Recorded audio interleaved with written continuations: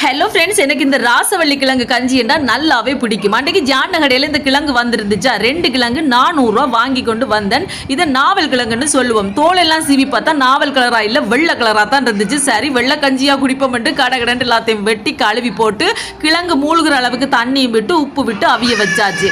இப்போ பார்த்தீங்கன்னா நல்லா அவிஞ்சு தண்ணி ஒட்ட வத்தி வந்தோடனே கரண்டியால் நல்லா மசிச்சு விடுறேன். ஆகலும் மசிப்பட தேவையில்லை, 1-2 கிழங்கு கடிப்பட்டாலும் நல்லா தான் இருக்கும். அதுக்கு பிறகு தேங்காய் பால் சேர்க்கிறேன். முதலாம் பால், 2ஆம் பால், 3ஆம் பாலும் சேர்த்துட்டு எங்களுடைய இனிப்புக்கு தேவையான அளவு சீனியும் சேர்த்து கலந்து விட வேண்டியதான்.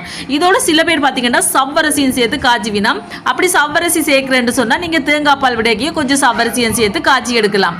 நல்ல வடிவாக கலந்து விட்டுட்டு கொதிக்க வச்சுருக்கினா சுவையான ராசவள்ளி கிழங்கு கஞ்சி ரெடி. இந்த கிழங்கு வெட்டும் போது சில பேருக்கு கை கடிக்கும். உண்மைக்கும் எனக்குன்னா கை கடிக்கும். எனக்கு ஜூட் தான் வெட்டி தந்தவர். வெட்டும் போது பார்த்தீங்கன்னு சொன்னால் சில பேருக்கு அது கை கடிக்கிற மாதிரி இருக்கும். அப்படி கடிக்கிறார்கள், நீங்கள் வெட்டினோன்னு கடிச்சிச்சேன்னு சொன்னால் தேங்காய் எண்ணெய் பூசி விட்டீங்கன்னா சரியாக இருக்கும். இப்போ பார்த்தீங்கன்னு சொன்னால் சுவையான நாவல் கிழங்கு கஞ்சி, ராசவள்ளி கிழங்கு கஞ்சி செம்மையாக ரெடி நண்பர்களே.